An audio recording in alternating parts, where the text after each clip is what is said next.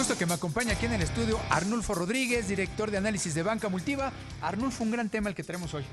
Así es, Paul, qué saludarte. Muchas gracias. Pues bueno, las implicaciones que tiene pues este conflicto bélico entre Israel, y yo nunca digo Palestina, es Israel y el grupo terrorista Hamas, porque yo creo que Palestina, la población civil, tiene que ver en otro tema, y no fueron ellos los que atacaron, sino un grupo yihadista que tiene todo, pues una historia de conflicto, de terrorismo, etcétera, etcétera, y que no representa, desde mi punto de vista, no sé el tuyo, Arnulfo, a la comunidad palestina, ¿no?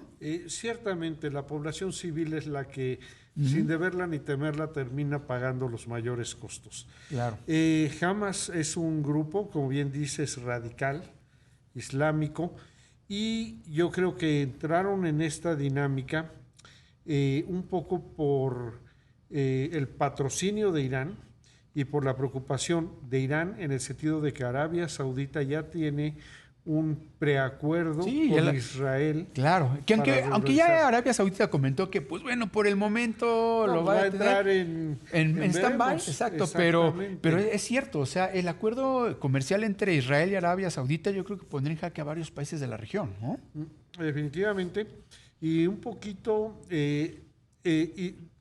abre una brecha en el mundo árabe, que ha sido muy monolítico en su rechazo al Estado de Israel.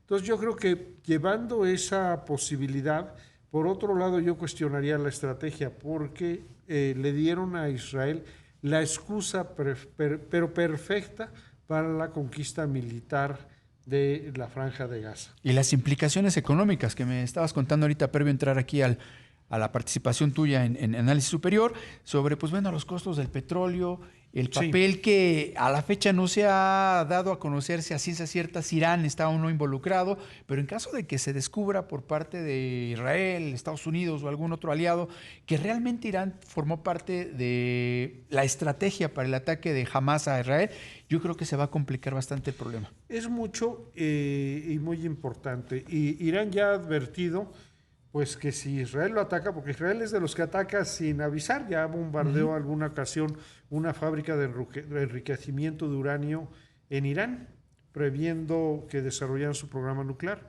Bueno, ellos irían a la guerra. Y la guerra, como implicaciones económicas, son muy fuertes para los mercados. Tendríamos ya el segundo conflicto geopolítico de relevancia. Así es.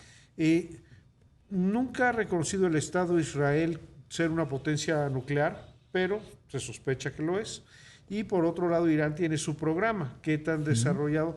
Bueno, a eso le afecta. Pero la parte importante, si se van por el lado de guerra económica, que un poco es lo que ha hecho, por ejemplo, Rusia en el conflicto con Ucrania, Irán tiene la capacidad de cerrar el Golfo de Hormuz. Es un estrecho chiquitito y por ahí salen los buques petroleros del propio Irán, de Arabia, de Emiratos Árabes Unidos, de Irak y de Kuwait. Podrían restringir en un 30% la oferta mundial de petróleo. Esos temores de que hemos tenido en últimas semanas, últimos 2 meses, del rebote del precio del petróleo y que ya había incluso pronósticos de que podría llegar a los $100 por barril, pues los puede rebasar si este sistema se complica. Y tendríamos un choque de oferta muy fuerte, tal como fue en el 2022 la guerra Rusia-Ucrania, que generó presiones inflacionarias en todo el mundo. Nos llovería sobre mojado.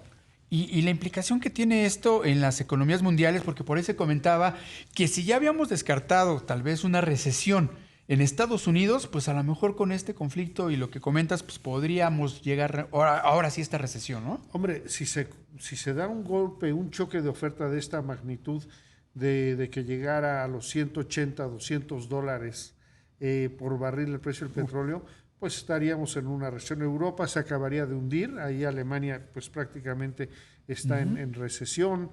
Es tan importante este riesgo que la Reserva Federal, que todavía el viernes pasado, después del dato de nómina no agrícola, estaba muy echada para adelante para subir su tasa este 1 de noviembre, ya salió con el argumento de que a lo mejor ya no es necesario subir la tasa porque han subido mucho las otras tasas de los bonos del Tesoro. La verdad es que la combinación de un choque petrolero con una política monetaria, otro apretón de tuerca a la política monetaria de la Fed, nos induciría un crecimiento negativo en Estados Unidos, impactaría a México en las exportaciones y en el crecimiento económico, y nos estaríamos despidiendo del aterrizaje suave que se ha venido trabajando estos 2 años después de la crisis. Sí, claro, y las implicaciones que tiene para países como México, ¿no? Donde pues vamos muy arrastrados por parte de la economía de Estados Unidos, que si vemos una recuperación en Estados Unidos en el tema de empleo, que lo vimos hace poquito con las nóminas agrícolas, no agrícolas, perdón, de Estados Unidos, pues empezamos a tener fe en que pueda hacer un crecimiento. De hecho, los números se dieron a conocer hace rato por parte de del Fondo Monetario Internacional de que México podría crecer este año más que la media mundial y el próximo año por ahí andar en la media. Pues yo creo que podrían ser escenarios que podrían modificarse completamente de alargarse este conflicto bélico. Mira, afortunadamente para este año creo que el crecimiento económico de México de más de 3% está garantizado. Entre otras causas, por un gasto en infraestructura del gobierno federal que está creciendo a tasas de más del 30% anual cada mes, los últimos meses. Sin embargo, hacia adelante y a nuestro sector exportador sí se podría tener un impacto que de hecho ya empieza a sentirse, porque el sector manufacturero de Estados Unidos descendiera en su actividad. Y esto podría ser inducido por los mayores costos de la energía. Dicen que los males de unos son los tesoros de otros, mi querido Arnulfo. ¿Habría algún beneficio tal vez para México en factores de manufactura o algún otro de extenderse esta guerra? Digo, porque al final de cuentas, pues a lo mejor el gobierno de Estados Unidos, al invertir más recursos para ayudar al ejército palestino, como ya lo está haciendo con los ucranianos, pues vemos ahí de pronto una baja que podría impulsar, no sé. Si fíjate que yo no soy de la opinión en el sentido de que una guerra no tiene por qué beneficiar en un principio, pero esta especialmente no ayudaría a México. México se ha beneficiado mucho de la guerra comercial Estados Unidos-China. Exacto. Nos ha abierto mercado y nos hemos sabido aprovechar. Esto tiene una serie de efectos de riesgo que se nos pueden revertir. Por ejemplo, Estados Unidos tiene un problema fiscal muy grave. Así es. Apenas patearon para noviembre la posibilidad de no cerrar el gobierno. Pero incrementar nuevamente el techo de deuda. Han cancelado la ayuda militar a Ucrania y ahora tiene que complementar con el gasto de ayuda militar a Israel. Ya movilizaron un portaaviones a la zona, etcétera.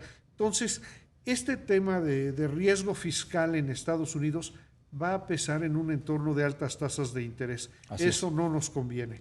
Y nosotros tenemos una variable, nosotros los mexicanos tenemos una variable que es el gran termómetro del riesgo.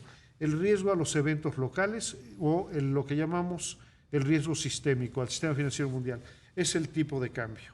Por ser tan operado el peso, aunque no es divisa dura, es la divisa de gente muy operada, bueno, pues si hay problemas en cualquier parte del mundo y se fortalece el dólar, el peso se deprecia. Entonces, podríamos tener mayor volatilidad, que de hecho ya estamos viendo en el tipo de cambio en este tipo de problemas. Sí, que afortunadamente hoy bajó nuevamente de los 18, pero como tú bien lo dices, son riesgos sistémicos, ¿no? Donde lamentablemente pues estamos dependiendo más de los factores externos que de los propios factores en nuestro país y que pues bueno, estoy totalmente de acuerdo contigo, esos son los riesgos que nos afectan, ¿no? Sí, que nos podrían pegar de coletazo. Mira, la verdad es que el mundo está hecho un desastre, un desorden, y dentro de ese desorden, América del Norte se ve bien y México se ha logrado ver bien. Ahora te doy un detalle. Si uno ve el riesgo soberano a través del índice MB+, un índice de riesgo soberano, México paga más ya que Colombia y que Brasil. Es decir, las finanzas públicas empiezan a ser un tema de preocupación en los mercados internacionales. Mi querido Arnulfo, pues como siempre fue un placer platicar contigo, pues martes de análisis de Multiva, y pues bueno, me decías tú que por ejemplo, antes que se nos acabe el tiempo, ya llevan varios tiempo, se dedicaron varias horas a analizar el conflicto entre Israel y Hamás para ver los impactos en México, ¿no? Sí, sobre todo esto de una ola de choques de oferta con un efecto inflacionario mundial. Arnulfo, muchas gracias. Me da mucho gusto saludarte y ver que andas acá en la casa y te mando un fuerte abrazo. Un placer.